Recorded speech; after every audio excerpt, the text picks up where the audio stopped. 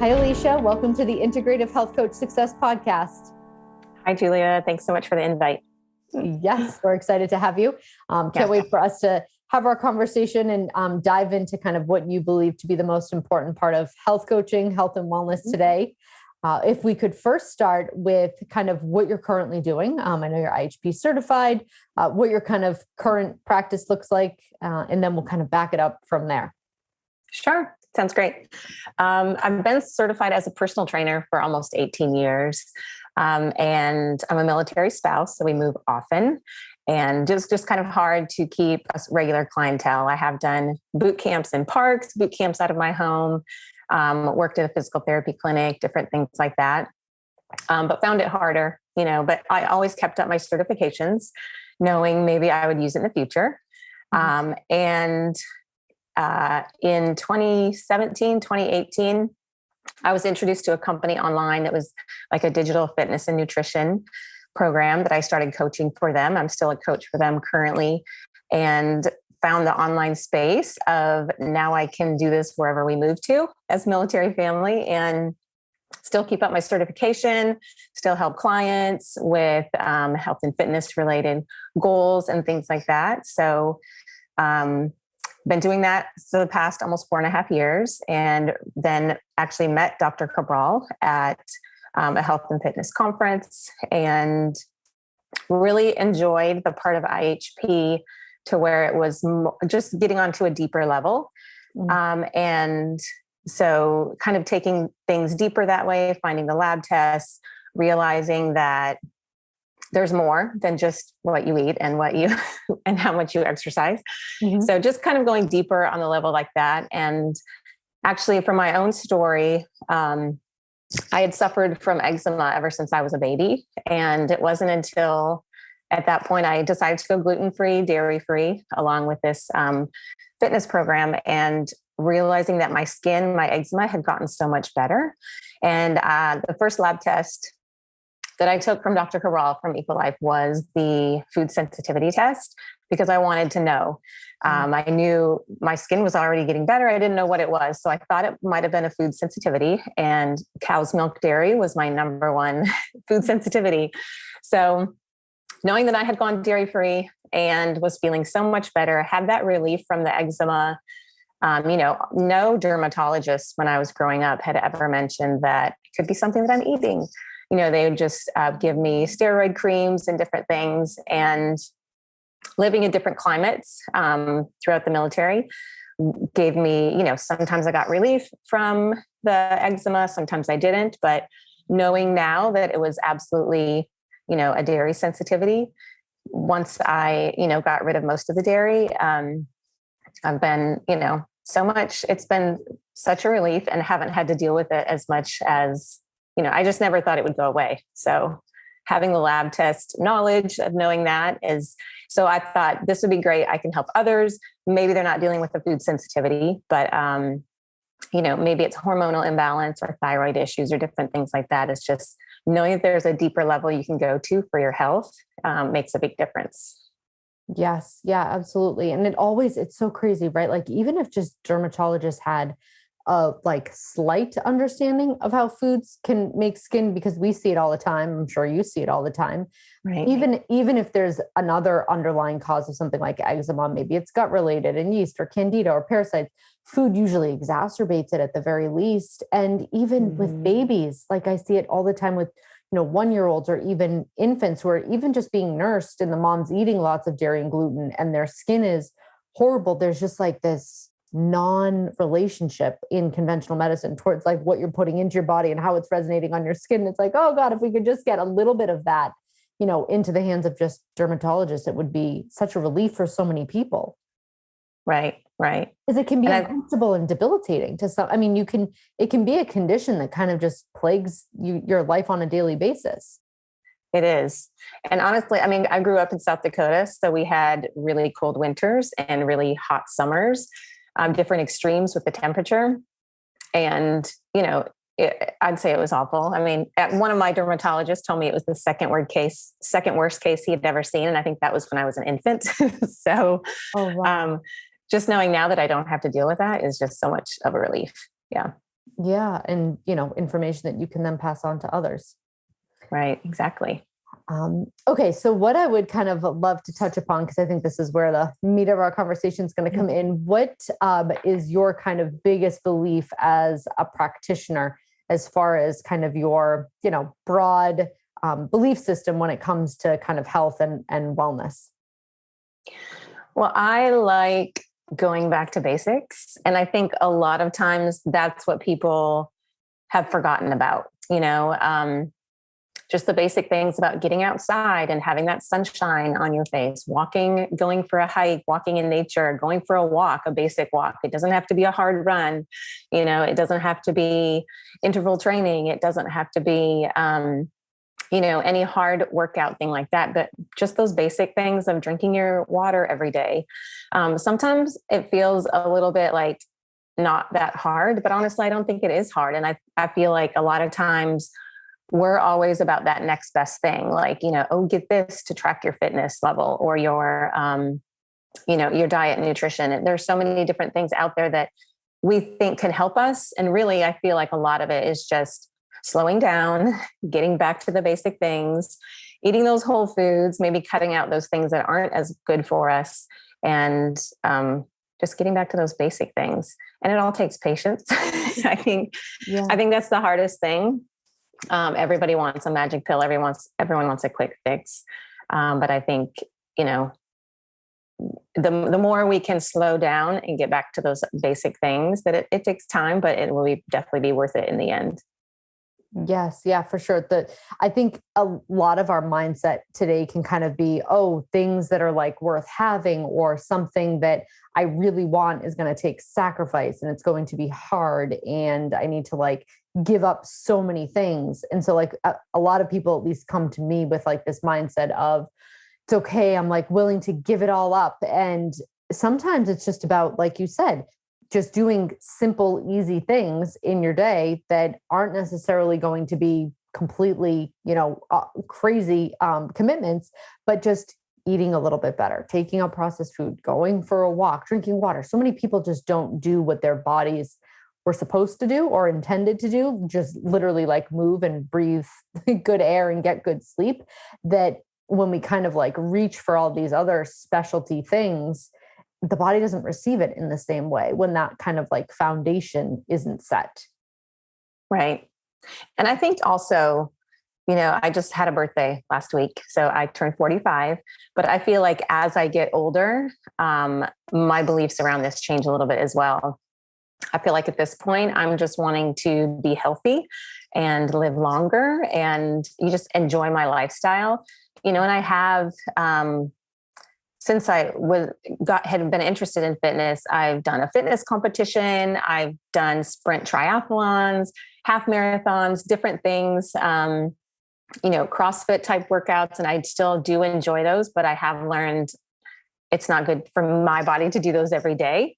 Like I do need to balance out and have rest and have just, some lower impact days and recovery days. So I think the focus changes. And I feel like a lot of times, working with online fitness and nutrition, I have a lot of clients that are really focused on, well, I want to lose 10 pounds, or I want to do this. I want to fit back into this size, which I kind of feel like sometimes when that's the focus, we get so focused on that you feel like you have to be real restrictive. And it takes away, there's no freedom in that at all. That's what you're kind of focusing on. You're focusing on everything you're eating. You're focusing on getting exercise in, and you feel guilty if you don't get any exercise in, or maybe you feel like you need to work out harder. But then I think really, if our focus is living a healthy lifestyle, if our focus is,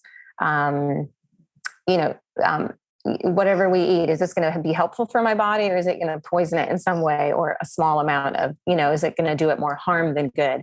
I feel like when that becomes our focus, we shouldn't have to worry about weight loss, or, that I feel like the weight would definitely come off if we're focusing more on living the healthy lifestyle and not focusing on losing 10 pounds or doing everything I can. Does that make sense?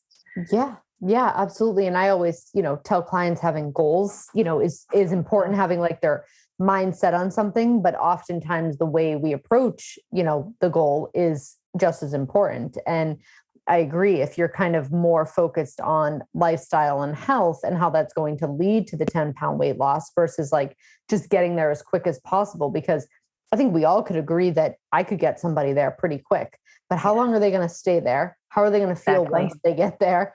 And is it sustainable? Because oftentimes the, constant roller coaster of like up 10, down 10, up 8, down 2, like that can be, especially I think for women, kind of exhausting. And as we age and get into our late 30s and early 40s, it's kind of like, oh my God, I'm still doing this. I've heard so many women like, I can't believe I'm still going through this. And once you do shift your focus, I always say like, think about how I want to feel versus what I actually want to look like. And there's a lesser pressure in that when you're kind of like, I'm doing this because of the way it makes me feel versus I'm going to do this so that I can like look this way, or so I can, lift this weight versus kind of just I'm nourishing my body and it's going to give me exactly what I give it. I think it's a huge mindset shift. And as we know, mindset can be so powerful in that way. Right. Exactly. Yeah. And happy birthday. Oh, thank you. And was that kind of mindset more recent for you, kind of in the last few years? Is that something that came with IHP? Is that something that you kind of have, because I've learned a lot from working with clients too, like sometimes just working with clients, I learn like these are approaches that are so much more valuable. Or was that something that was really just kind of recent around your birthday that you came to that? Well, it's interesting because, like anybody else, I think I always have a goal. And I mean, I feel like, when we do move every couple of years with the military, I feel like I've always prioritized exercise or my workouts.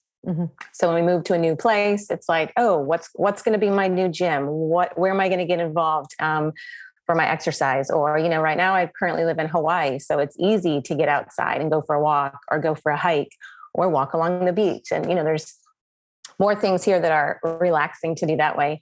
But I feel like, I've always had those goals too. It's like, oh, you know what? Now I'm going to eat a little bit more. I'm going to gain more muscle this time. I'm going to lift heavier and work out harder.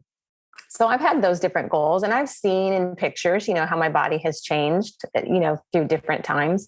But then I feel like that is a lot more work.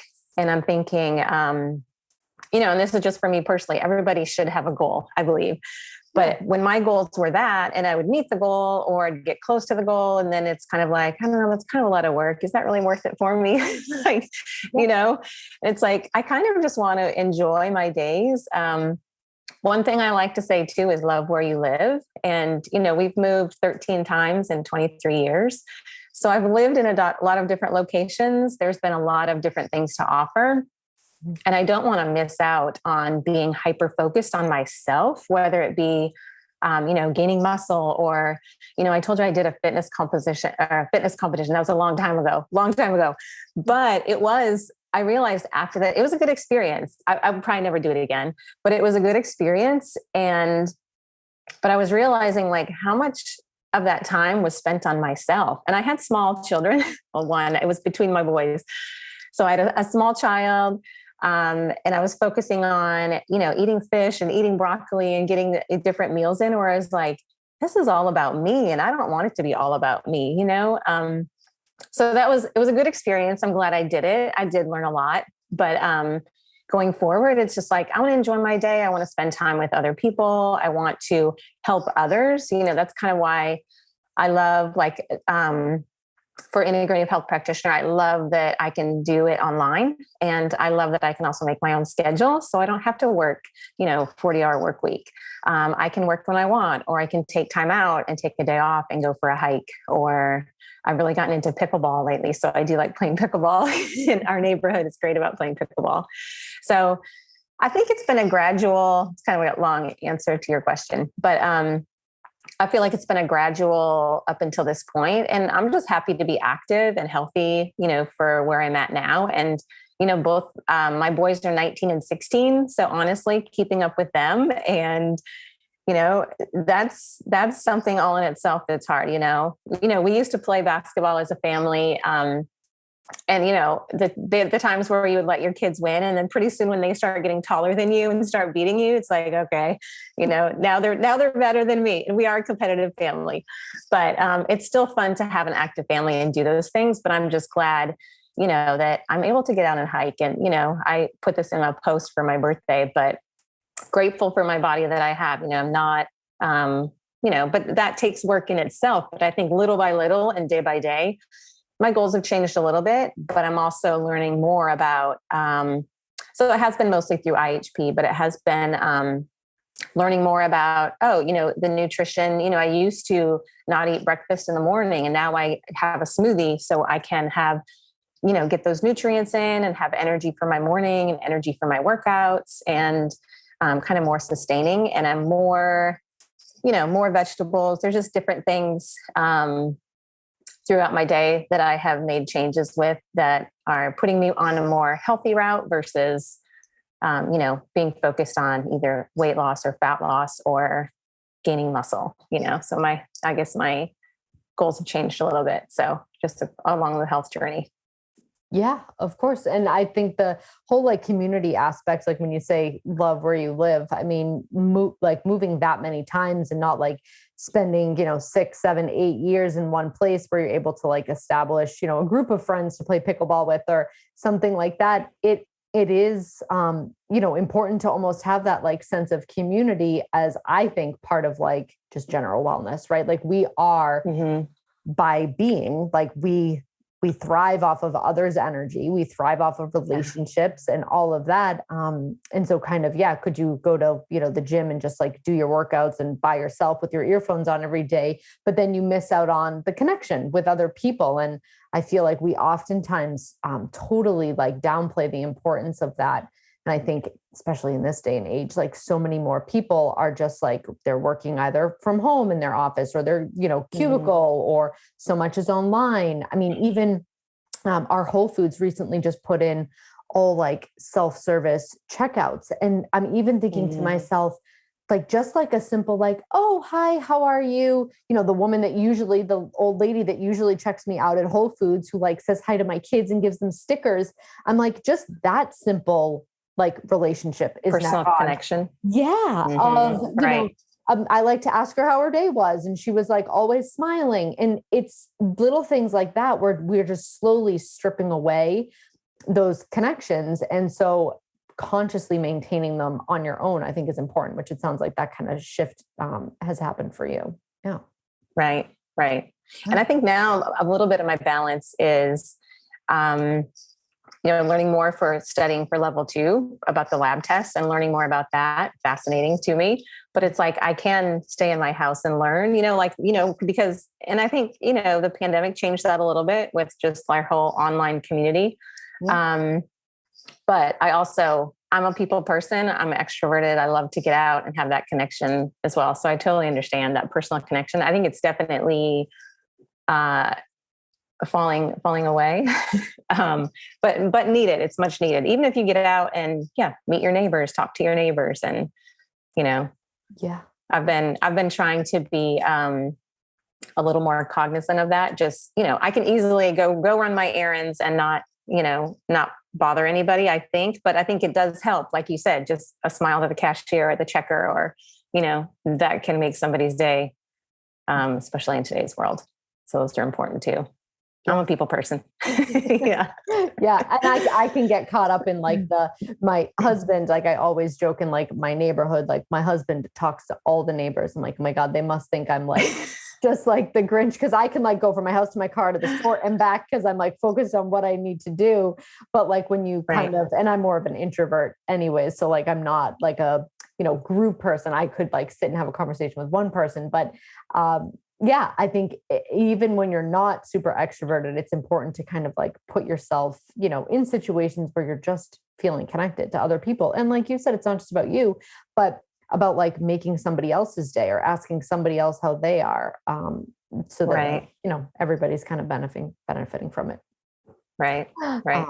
So I would love for you to share like 3 or 4, and if it's easier to do 5 or 3, 4 kind of basic, right? So if we're talking like foundational things, like what are your kind of main pillars of, if, a client said to you, okay, Alicia, you want me to go back to basics? Like, what are the basic things that you want me to concentrate on? What are your kind of big ones? That's a great question. And I always think people feel like it's going to be restrictive, one thing I think, obviously drinking more water, whether it be an app on your phone, because, apps are a big deal now, but there are apps to drink water where you can grow your plant. I know.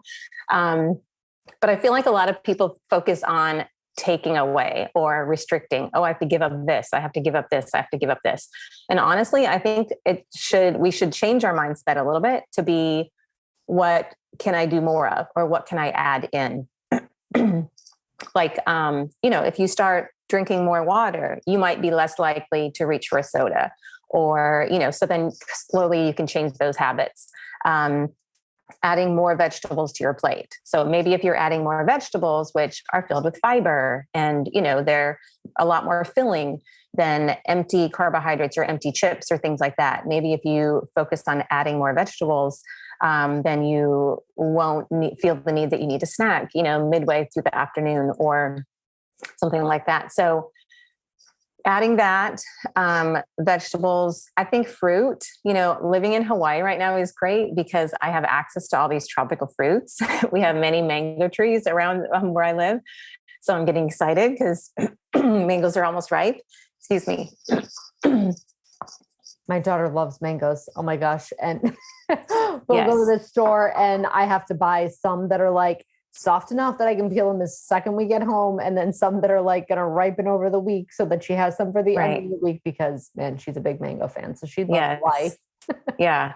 But I think fruit does get a bad rap, but there's so many good antioxidants, vitamins, nutrients that we can get from the fruit that it's amazing. I would never want to give up fruit. So adding in more fruit. And interesting about that, I wanted to say, I think just change, I've met a lot of clients say, well, I don't eat this, or I don't eat nuts or seeds, or I don't eat this.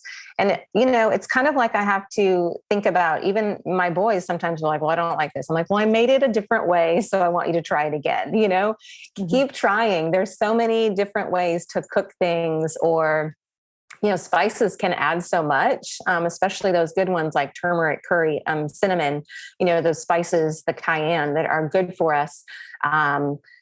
So changing up the way that you cook things, if you don't like something and you're thinking I have to eat it because I know it's healthy for me, but even trying new fruits, like there's, so many different fruits here. Or one thing I like, and we try to get wherever we live, is a local produce box, whether it be, root vegetables in the winter, wherever we live, or summer fruits.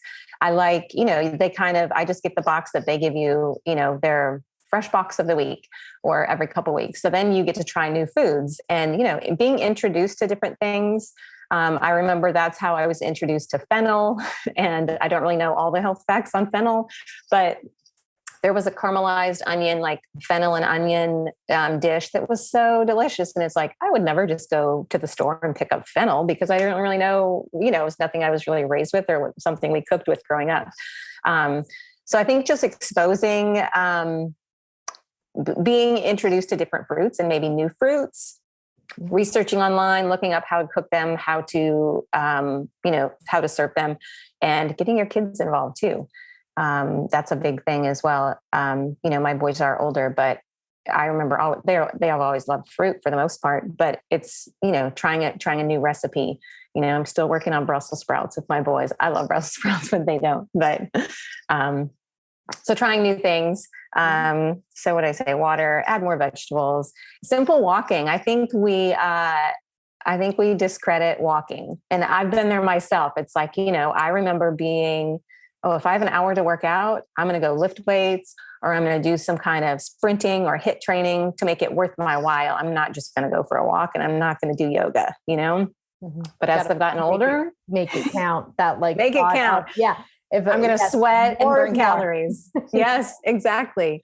But now I'm learning that, like, a simple walk is good. It's not only still good for exercise, but it relieves stress. It's just calming. It just kind of rejuvenates you.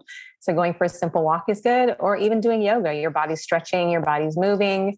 You don't always have to be doing those hard workouts. And a lot of people think, kind of over all those things I've said, a lot of people think it's always more exercise and cutting back on foods. And I think a lot of times it's just knowing those right ones, knowing the right balance, right? Knowing which exercise is good for you on which days. It's still good to just move your body. It doesn't always have to be a hard, grueling workout. And as far as food, you don't have to cut out the things, that you love. Try to limit those processed ones, but also add in more whole foods that are going to be more filling and more beneficial for your body. So, yeah. And I think to your point earlier, sometimes we think like these certain things are like the foods that we love, but they're really just the foods that we crave, and we crave them because we're deficient, or because we don't have enough fiber, or we haven't stabilized our blood sugar, and we're not eating enough protein, or even sometimes I always say, like, even sugar cravings, sometimes it's just like lack of dehydration, and even like the antioxidants that are coming from fruit. You say like, oh, fruit gets a bad rep. I will tell clients, if you're having a sugar craving, eat some fruit, find a piece of fruit. It's not, because that isn't necessarily going to do the same thing that something sugary or processed is going to do in the body. You're giving your body hydration, you're giving it antioxidants, some sort of vitamins and minerals, and some fiber. Yeah, fiber. Yeah. And hopefully you're satisfying your sweet craving at the same time. And our bodies, are messengers that oftentimes give us, the message of what we actually need. Yeah. Frozen blueberries are a great go-to. Tasting like a frozen treat. Even just like fresh raspberries. I had one client say to me, after cutting out sugars and getting rid of things and having fruit, and he was like, raspberries taste so good. I'm like, they are. Yes. It's so funny. My kids love frozen fruit. They'll like take a piece of frozen mango out of the fridge, or like frozen pineapple. They love frozen berries for some reason. And even when it's not super hot out, but definitely in the summer, they love just like eating frozen fruit. That's funny that you said that. Yeah. It's good. Yeah. And sometimes I make like a coconut whipped cream and like put that on top, and they call it dessert, and they're in heaven. I think a lot of people think like, oh, she's giving them like berries and, frozen, coconut milk basically for dessert, those poor kids. But like, they also don't know that they're missing out on, I don't know, like a rocket pop, or like some sort of ice cream from the ice cream truck that they don't. And that to them tastes sweet and yummy after dinner. And so it's all about like what you're used to too. Right. Yeah. Yeah, exactly right. So I'm curious, do you have any like, fun favorite resources? So like, but kind of from a basic foundational standpoint. So obviously I'm sure you've read The Rain Barrel Effect, and, you've done HP, but any other like podcasts or social media pages or books that you kind of like as a go-to? One book that I really liked was Atomic Habits, James Clear. And then also Tiny Habits, BJ Fogg. But reading those books, I feel like that can be taken anything in life. Even, it's just those little habits of why we do things, and habit stacking, and how easy it is to make something a habit, or, just being aware of how to create a good habit or create a new habit in your life. And daily routine has so much to do, I feel like, with our whole lifestyle and diet and nutrition and all of this. And, how prepared we are for the day. And, I think just those two books are great. I like, even then just like how we go about our day, just instilling those little habits, like I said, drinking more water. If you have, if you automatically wake up and come to your kitchen and reach for your coffee, you should be drinking water first. So put your water glass right next to your coffee maker, so you can be downing some water while your coffee is brewing. Little things like that.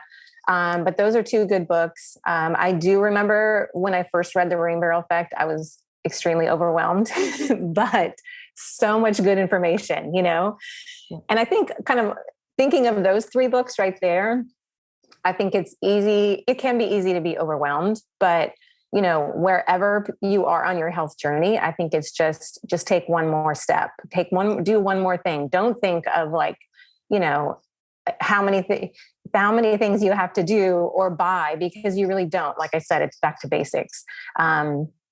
So it's easy to get overwhelmed with all those things you think you should be doing. But even just like making slow changes, those small changes become a habit. And then pretty soon you are, looking back, you can see how far you've come on your health journey.